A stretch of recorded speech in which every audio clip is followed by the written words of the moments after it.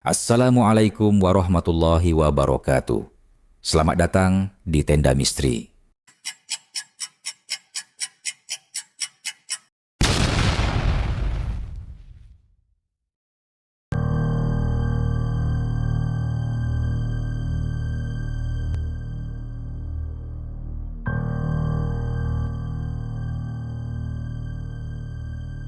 Namaku Gito.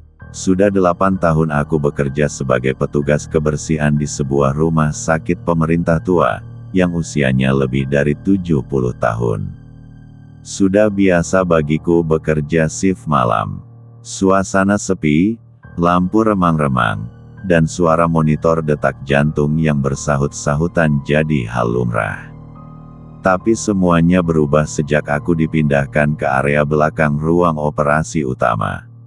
Di belakang sana ada lorong gelap yang tidak pernah dilalui siapapun. Tidak ada penerangan, tidak ada petunjuk ruangan, dan tidak tercatat di denah bangunan.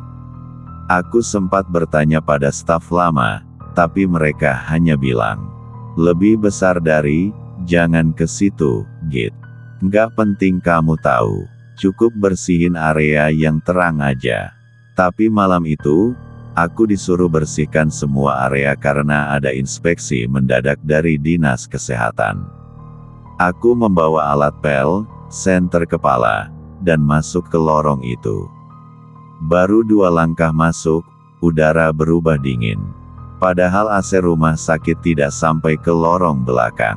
Senter kepalaku bergetar cahayanya. Di dinding ada bercak-bercak hitam seperti jelaga, dan jejak tangan berdarah. Aku tetap maju, pura-pura berani. Tapi saat melewati sebuah celah di dinding, aku mendengar suara kaki menyeret dari arah belakang. Kukira pasien, tapi saat aku menoleh, ada seseorang merangkak mundur dari dinding.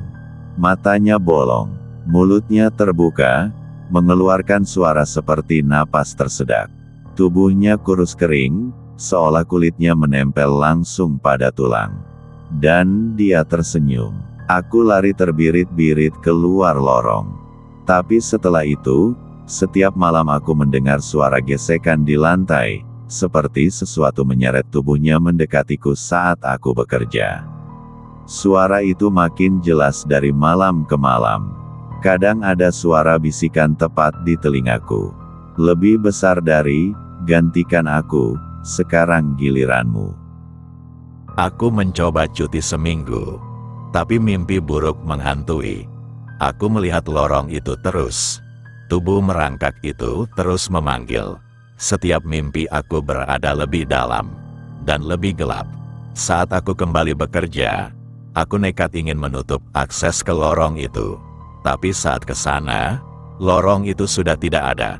Yang kulihat hanya dinding putih polos. Tapi ada satu hal yang membuat darahku membeku. Di lantai, tertulis dengan darah, "Terima kasih sudah membuka jalan." Dan di ujung lorong yang tak lagi ada itu, aku melihat bayangan seseorang berdiri, mengamatiku, menunggu waktu untuk kembali. Setelah kejadian itu, aku sempat cuti sebulan. Tapi rumah sakit tetap membayarku.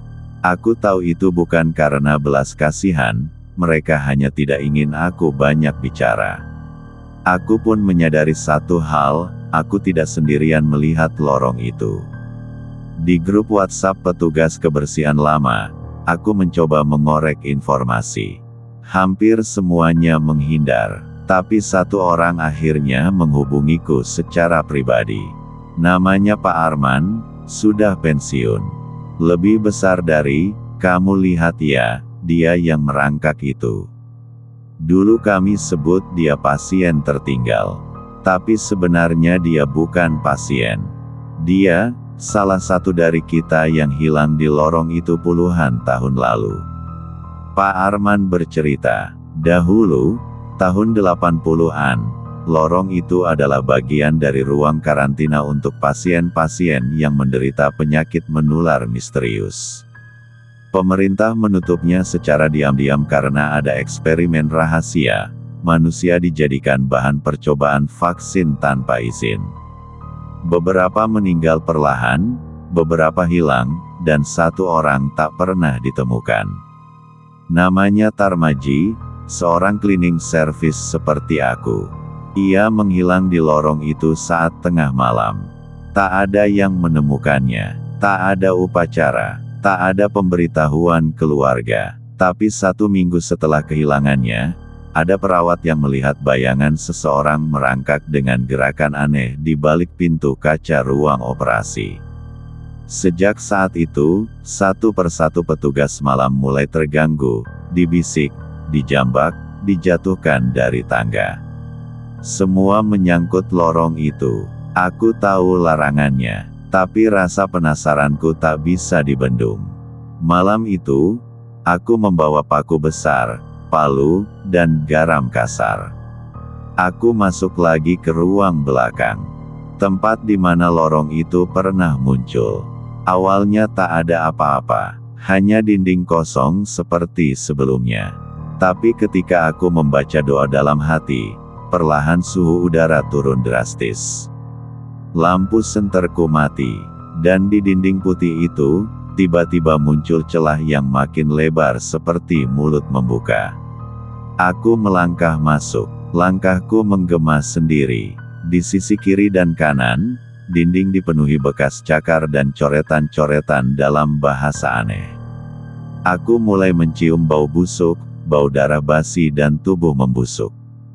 Dan dari kejauhan, aku melihat sesosok tubuh merangkak terbalik, kepalanya di bawah, kakinya di atas, bergerak seperti laba-laba. Dia berhenti dan menatapku, matanya kosong, dan dari mulutnya keluar suara. Lebih besar dari, satu yang pergi, satu yang kembali. Aku berlari, tapi lorong itu tak pernah habis. Suara-suara bisikan mengikuti dari segala arah. Aku mulai kehilangan arah. Saat aku bangun, aku sudah berada di ranjang UGD.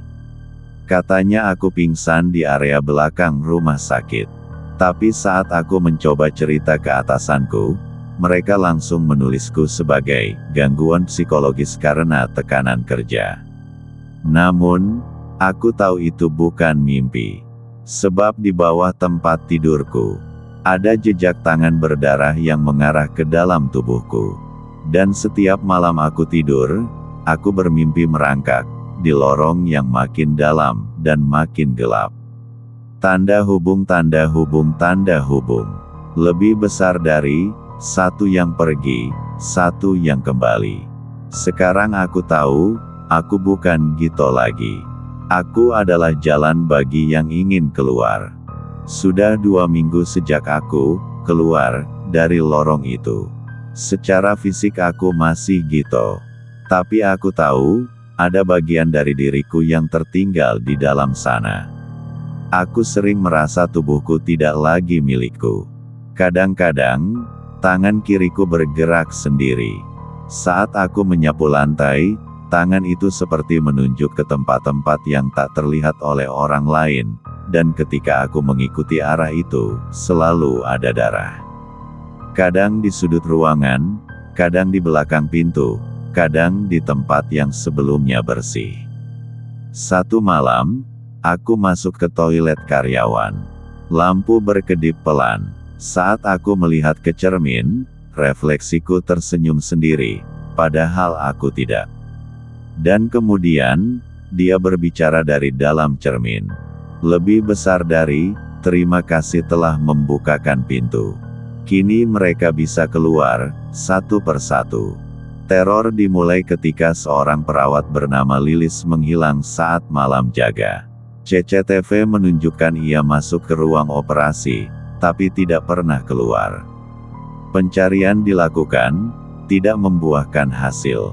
Dan esok harinya, jejak darah menyeret ke lorong yang sudah ditutup. Manajemen rumah sakit menutupi semuanya. Mereka menganggap Lilis kabur, tapi kami, petugas malam, tahu kebenarannya. Satu persatu staf mulai melihat hal-hal aneh. Bayangan merangkak di lorong ICU. Bisikan di dalam tangki oksigen. Suara perawat memanggil dari dalam lemari obat. Bahkan ada satu pasien yang meninggal mendadak. Matanya terbuka lebar, mulutnya berbisik pelan sebelum napas terakhir. Lebih besar dari lorong itu haus. Suatu malam, terdengar suara sirine ambulans tua yang tidak terdaftar di sistem rumah sakit. Aku, yang sedang membersihkan koridor, melihat ambulans itu parkir di belakang. Tak ada sopir, tak ada pasien, tapi pintu belakang rumah sakit terbuka sendiri. Dan lorong itu, yang sempat tertutup rapat dengan tembok, terbuka kembali. Kali ini tidak hanya ada satu suara dari dalam, tapi banyak. Suara rintihan, suara tawa, suara jeritan minta tolong, dan suara langkah merangkak dari segala arah. Aku berdiri membeku. Cahaya lampu meredup. Lorong itu kini menjulur lebih panjang dari sebelumnya, seperti jalan menuju dunia lain. Aku melihat siluet puluhan tubuh tanpa wajah, merangkak keluar, pelan, tapi pasti. Mereka tidak menyerang. Mereka hanya berbisik. Lebih besar dari, gantian. Kamu yang jaga, kami yang keluar. Kini aku sadar, aku adalah penjaga gerbang. Tubuhku masih di sini, tapi jiwaku, separuh sudah menyatu dengan lorong itu. Setiap malam, aku harus memastikan satu orang baru masuk ke dalam lorong itu. Bisa staf, bisa pasien, bisa siapa saja. Jika aku gagal, mereka akan keluar semua. Aku bukan Gito lagi. Aku hanyalah bagian dari penjaga lorong. Dan malam ini, aku melihat kamu membaca kisah ini. Mungkin, kamu akan jadi penggantiku berikutnya. Tanda hubung, tanda hubung, tanda hubung. Lebih besar dari bersiaplah. Lorong itu sudah membuka mata. Setelah kejadian malam itu, Gito tak pernah terlihat lagi. Kartu identitasnya tertinggal di ruang cleaning service. Tapi anehnya, log absennya tetap terisi setiap malam. Jam yang sama, pukul 2:03 waktu Indonesia Barat. Yang menggantikan tugasnya adalah seorang petugas baru bernama Andin. Wanita muda, lugu, dan rajin. Dia tak tahu apapun soal lorong. Dia tak tahu apa yang telah menunggu. Tapi dia akan tahu, sangat segera. Beberapa minggu setelah Gito hilang, rumah sakit di kota lain mengalami kejadian serupa. Di RSUD kecil di Jawa Timur, 2 perawat mengaku melihat lorong yang tak tercatat peta rumah sakit di belakang ruang radiologi. Di rumah sakit swasta Jakarta, seorang dokter jaga mengatakan melihat pasien merangkak ke dalam celah tembok dan tak pernah kembali. Di setiap laporan itu, ada satu kesamaan. Lebih besar dari lorong muncul. Seseorang menghilang. Sesuatu keluar. Dan yang lebih mengerikan, semua korban pernah punya satu koneksi yang sama, RS tempat Gito bekerja. Andin mulai merasa aneh dengan jadwal tugasnya. Tiap malam ia dapat tugas bersihkan area yang tak pernah diisi staf sebelumnya, koridor belakang, ruang bawah tanah, dan ruang penyimpanan alat lama yang bau karat dan darah kering. Malam itu, saat ia membersihkan dekat ruang operasi, lampu tiba-tiba padam.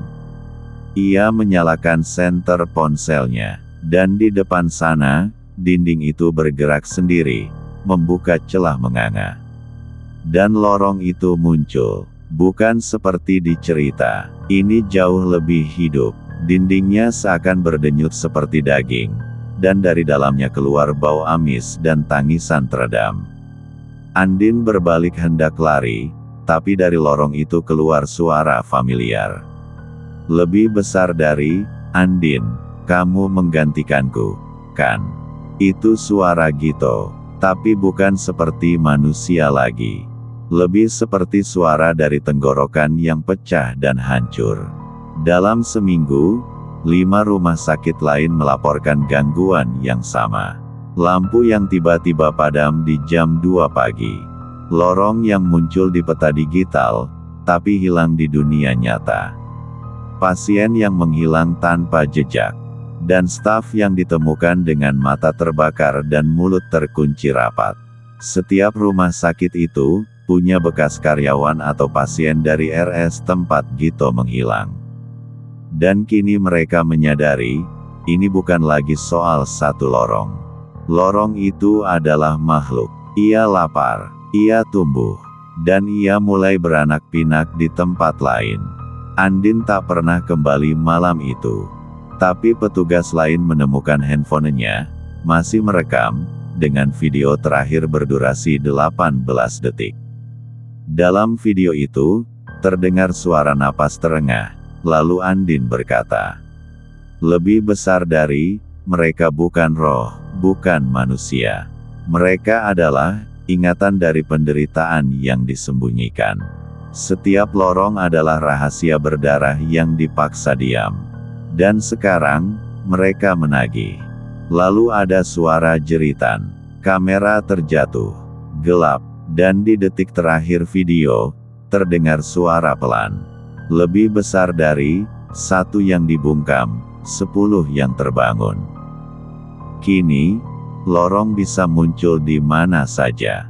Di ruang CT scan, lorong bisa muncul di balik bayangan hasil foto kepala. Di toilet rumah sakit, kloset bisa mengeluarkan suara rintihan. Di lift, tombol akan menyala ke lantai yang tidak ada, lantai 6, 7, bahkan 13. Dan sekarang, mungkin kamu berpikir kamu aman karena kamu bukan petugas rumah sakit. Tapi ingat, lorong itu butuh saksi. Dan kamu telah membaca ini sampai akhir. Kamu sudah melihat lorong itu di pikiranmu. Dan kadang, itu cukup untuk membukakan pintu. Tanda hubung, tanda hubung, tanda hubung. Lebih besar dari asteris bersiaplah. Jika kamu terbangun pukul 2:03 pagi. Dan kamarmu terasa dingin meski AC mati. Jangan lihat ke bawah kasur. Sebab bisa jadi, lorong itu sudah menunggumu. Semua lorong mengarah ke satu tempat. Bukan lokasi, tapi peristiwa. Sebuah sejarah hitam yang dikubur dalam-dalam. Dan yang kini ingin bangkit kembali. Tanda hubung, tanda hubung, tanda hubung. Catatan dari tahun 1967. Seorang jurnalis investigasi, Rano Surya, menemukan arsip rahasia dari seorang dokter militer bernama Dr. H. Kertadikara. Dokter ini bekerja di RS Angkatan Darat di Jawa Tengah selama era penuh konflik, tepatnya tahun-tahun 1965 sampai tahun 1967. Dalam catatannya, tertulis, lebih besar dari, eksperimen dimulai pada 12 tahanan politik. Tujuannya, uji efektivitas stimulasi lobus otak kanan untuk memanipulasi emosi dan ketaatan. Tapi reaksi mereka di luar dugaan. Lebih besar dari, beberapa mengalami kejang brutal, merobek wajah sendiri. Yang lain, mengeluarkan suara yang bukan suara manusia. Seakan tubuhnya bukan lagi milik mereka. Lebih besar dari, kami tidak membunuh mereka. Kami hanya meninggalkan mereka dalam lorong isolasi. Tanpa cahaya, tanpa waktu, dan mereka tetap hidup. Rano juga mewawancarai salah satu satpam pensiunan bernama Pak Sukir, yang pernah bertugas di rumah sakit itu. Lebih besar dari, saya ingat betul malamnya, Pak. Suara orang jerit dari balik pintu besi. Tapi kami dilarang membuka. Dokter bilang, kalau kalian buka, kalian akan ikut masuk. Lebih besar dari, lalu suatu hari, jeritannya berhenti. Tapi bau busuk makin kuat. Dan sejak itu, kadang, ada lorong yang gak seharusnya ada. Kami sebut itu lorong tanpa cahaya. Lorong itu bukan sekadar ruang. Ia adalah luka batin kolektif. Ia adalah penjara spiritual dari semua yang dibungkam, disiksa, dan dikubur hidup-hidup. Dan sekarang, mereka ingin dunia tahu. Mereka yang pernah melihat lorong mulai meninggal mendadak dalam kondisi aneh. Bola mata menghitam total, tenggorokan mengering seperti terbakar dari dalam. Dan di dada mereka selalu ada satu kata terukir, buka. Di rumah sakit, satu lorong kini bisa muncul dalam bentuk bayangan, pantulan kaca, atau lubang ventilasi. Dan mereka yang menatap terlalu lama akan ditarik masuk, meski hanya lewat mimpi. Seorang ustadz muda bernama Ustadz Reza, yang biasa meruqyah pasien-pasien gangguan, diminta bantu tangani kasus kerasukan massal di salah satu rumah sakit tempat lorong muncul. Tapi setelah ruqyah, Ustadz justru kerasukan balik. Ia menulis huruf Arab yang terbalik dan terbakar sendiri di lantai ruangan. Isi tulisannya, lebih besar dari, kami bukan jin. Kami adalah jiwa-jiwa yang dipaksa diam. Dan kami tidak butuh pertolongan. Kami butuh penonton. Kami butuh kalian tahu. Lebih besar dari, kami adalah bangkai sejarah. Dan sekarang, saatnya kami berjalan kembali di dunia terang. Mereka yang pernah masuk ke dalam dan keluar hidup-hidup, seperti Gito, kini hanya menjadi tubuh kosong yang dipakai sebagai penjaga lorong. Lorong kini bisa berpindah. Ia tidak terikat pada satu rumah sakit. Ia tumbuh di tempat-tempat yang pernah jadi saksi penyiksaan. Bekas rumah tahanan, ruang karantina rahasia, klinik yang dibakar saat kerusuhan. Dan di setiap tempat itu, satu pintu akan muncul, tanpa cahaya, tanpa suara, tapi akan menarik siapapun yang menyesal, yang merasa bersalah, yang menyimpan rahasia. Tanda hubung, tanda hubung, tanda hubung. Dan kamu, sekarang kamu tahu asal-usulnya. Kamu bukan cuma penonton lagi. Kamu saksi sejarah. Dan lorong suka saksi. Saksi akan hidup, sampai waktunya jadi pengganti. Tanda hubung, tanda hubung, tanda hubung. Lebih besar dari asteris-asteris jika malam ini kamu bermimpi berdiri di depan pintu gelap. Jangan ketuk, jangan melangkah. Tapi kalau pintunya membuka sendiri, jangan coba lari. Sebab kamu sudah dipanggil sejak kamu membaca kata pertama dari cerita ini. Asteris-asteris. Namanya Bayu Wicaksono. Jurnalis lepas, 28 tahun. Pernah meliput konflik bersenjata. Pernah dikejar massa saat membongkar korupsi rumah sakit. Tapi tidak ada yang menyiapkan dia untuk ini. Ia adalah adik kandung dari Lilis, perawat yang hilang di rumah sakit tempat Gito bekerja.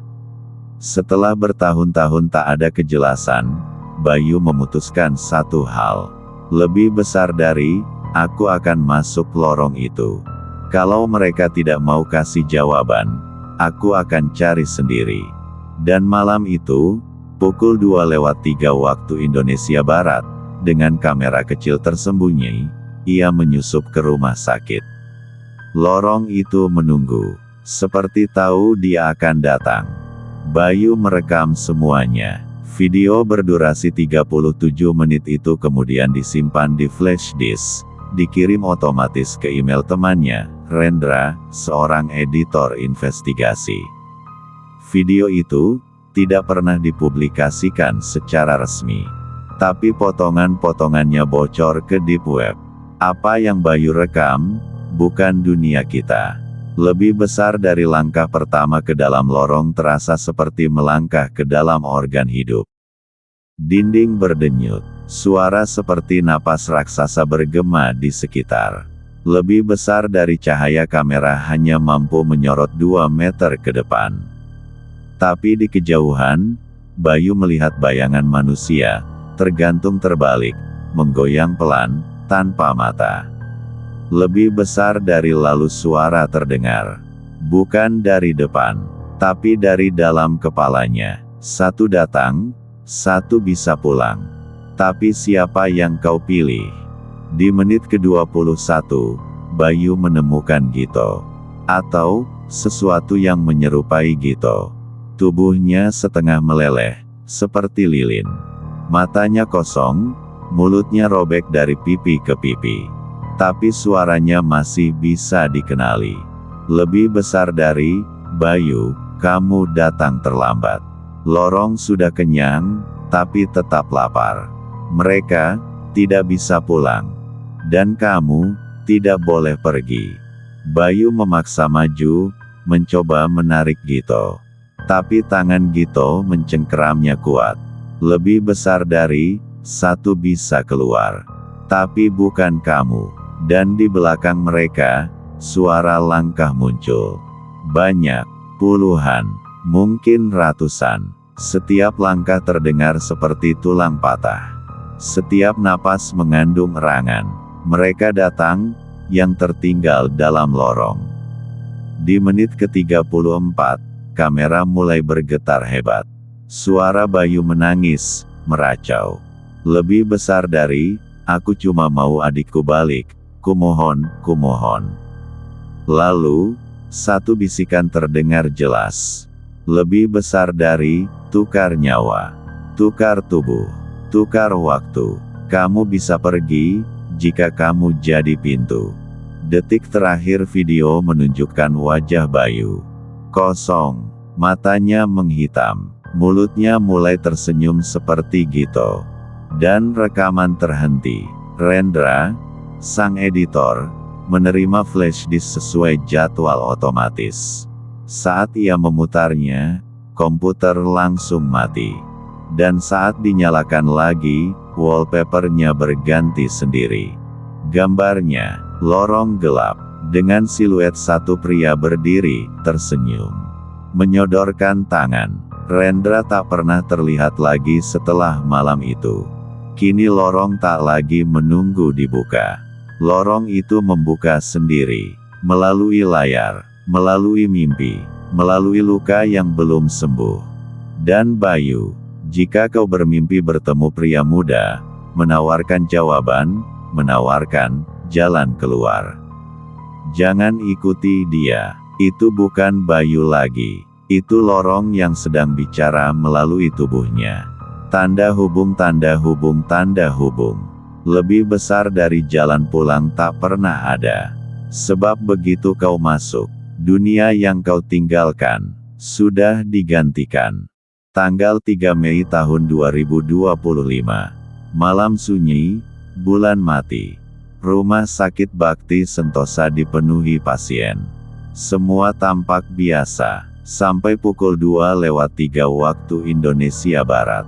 Sistem komputer rumah sakit mati total.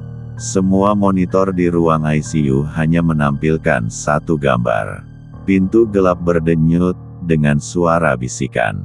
Lebih besar dari, kami sudah cukup menunggu, sekarang dunia kalian adalah lorong kami. Dokter dan perawat berhamburan. Mereka mencoba menyelamatkan pasien. Tapi mulai jam 2:06, semua pintu, termasuk pintu toilet, lift, bahkan kulkas penyimpanan darah, mulai membuka sendiri, ke lorong.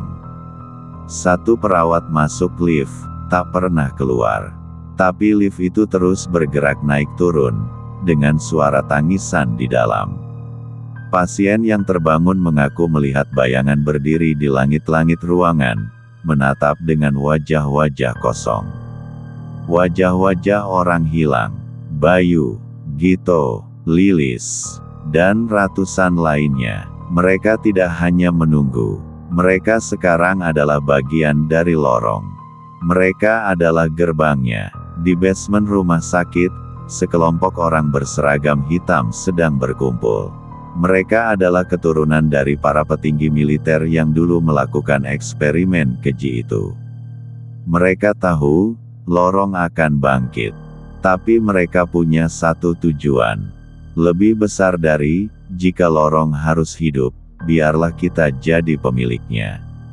Mereka mencoba mengikat energi lorong melalui ritual kuno, menggunakan tubuh orang-orang yang mereka culik selama bertahun-tahun. Tapi lorong tidak bisa dikendalikan. Lebih besar dari lorong adalah penderitaan. Lorong adalah balas dendam, dan lorong menolak Tuan. Satu persatu dari mereka diserap. Dagingnya ditarik ke dalam dinding. Jeritannya menggema di seluruh kota. Pagi harinya, semua orang mengira itu gempa bumi. Tapi tidak ada kerusakan. Tidak ada bangunan yang runtuh. Hanya satu hal aneh. Seluruh rumah sakit itu hilang. Seolah ditelan bumi. Dan di lokasi bekas rumah sakit itu, kini hanya ada lapangan kosong penuh kabut. Orang-orang yang berani mendekat, mendengar suara-suara dari tanah, lebih besar dari, "Tolong, aku masih hidup di dalam, Set. Jangan buka mata, kamu yang berikutnya, Bayu, mungkin dia masih hidup. Mungkin dia sekarang adalah lorong itu sendiri. Dan kamu, yang sudah membaca ini sampai akhir, sudah tahu terlalu banyak. Kamu tahu tentang luka sejarah, tentang jiwa-jiwa yang dikubur dalam kegelapan, tentang suara-suara di lorong, tentang jam 2:03. Dan kamu tahu, mereka tak akan berhenti di sana. Lebih besar dari Asteris mereka butuh saksi. Dan kamu, baru saja menjadi saksi terakhir. Asteris tamat.